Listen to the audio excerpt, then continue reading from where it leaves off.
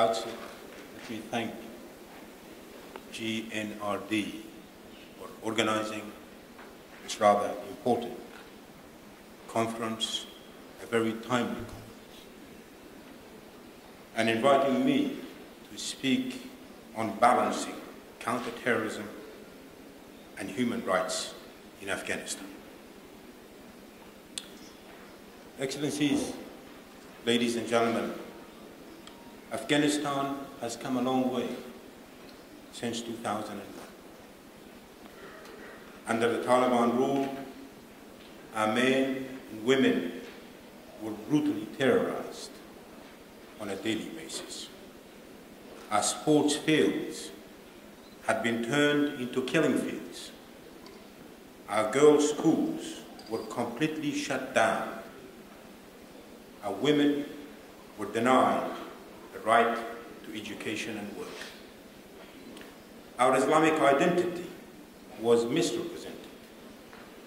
Our civil and political rights, in particular, our freedom of expression, were almost non-existent. And our sovereignty as a nation was overshadowed by foreign-backed proxy conflicts, making use of dangerous, violent, and extremist outfits in pursuit of regional strategic interests.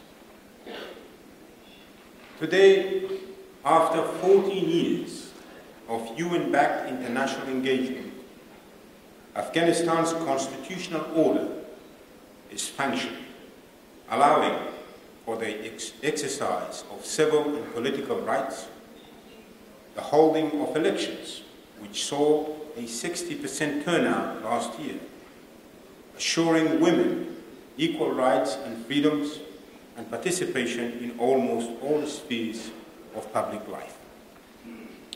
In addition, Afghan women occupy about 27% of the seats in the Afghan parliament.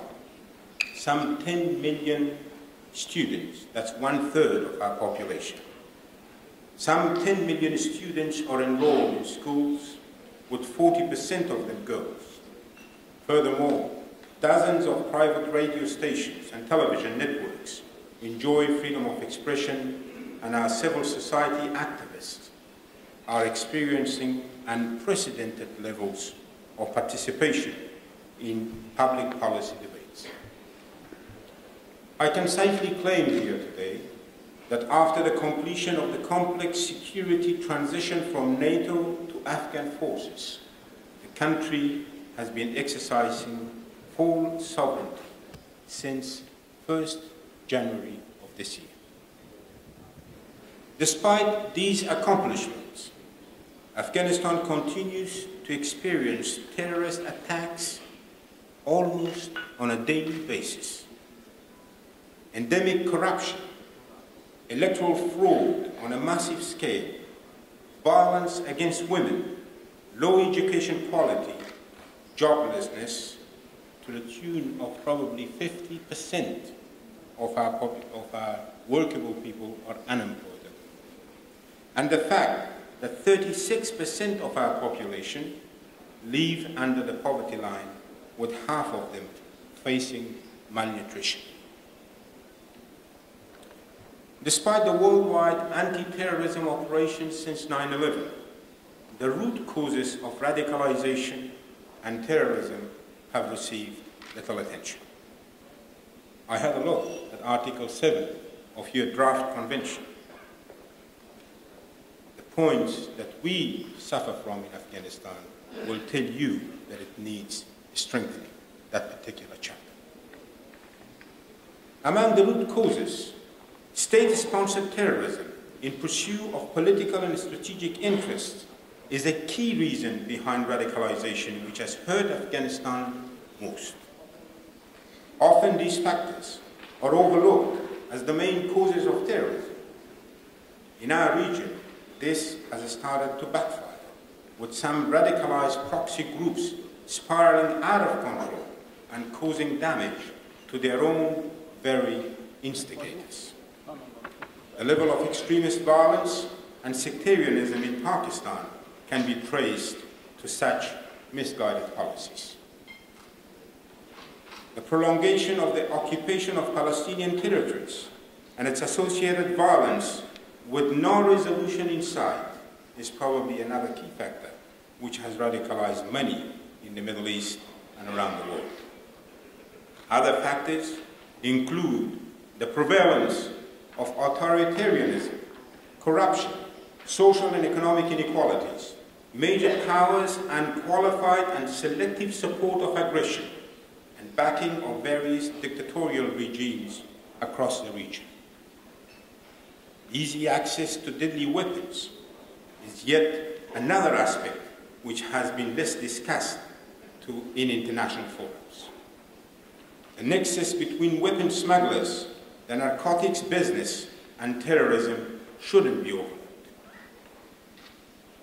Ladies and gentlemen, on occasions, no doubt, counter-terrorism has had its own heavy-handedness, violating basic human rights.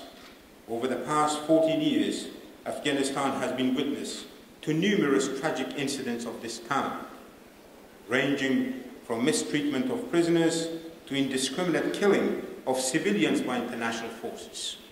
However, some of our own Afghan officials, high officials, have often blown the issue out of proportion for political interests. Not enough has been said or written about the role of terrorist circles in the violation of human rights in our country. Terrorist groups have deliberately shifted the war to urban areas in order to cause maximum damage to the civilians and cause friction between the Afghans and international forces. At the height of the civilian casualty debate in Afghanistan, the question of capturing alive as opposed to killing the enemy, and that is through different techniques, including use of non-lethal weapons, received little attention in our country. This is an area which needs greater attention. Naturally, any non-lethal weapon must be measured against the norms and principles of international humanitarian law and human rights before they can be deployed and used. Keeping the balance between terrorism and human rights in Afghanistan has been delicate. On the one hand, terror takes its toll in the most inhumane way on our men, women, and children. On the other hand, terrorists seek mercy and full consideration of human rights when it comes to their treatment in the hands of the Afghan government and international forces. Ironically, their rehabilitation in captivity has either been poor or insufficient compared to their dedication to their causes, as some of their released prisoners have resorted back to violence. In conclusion, with the formation of the National Unity Government in Afghanistan and the recommitment of the international community to long-term peace and stability in the country, there is a new opportunity to address the root causes of terrorism, the trust deficit between countries, in our case, between Afghanistan and Pakistan, state linkages to terrorism, the nexus between the weapons market, narcotics, and terrorism, and the tactical moves by terror groups to cause civilian casualties and create tension between the people and the anti-terror forces. Other issues to address include corruption, electoral fraud, violence against women, joblessness, and poverty. Undoubtedly, we have a heavy agenda on our hands which requires dialogue, analysis, cooperation, and active participation by all of us who share the fundamental human values. I look forward to hearing all sides and working with all of you on the proposed convention, which will certainly benefit Afghanistan and the world at large. Thank you very much.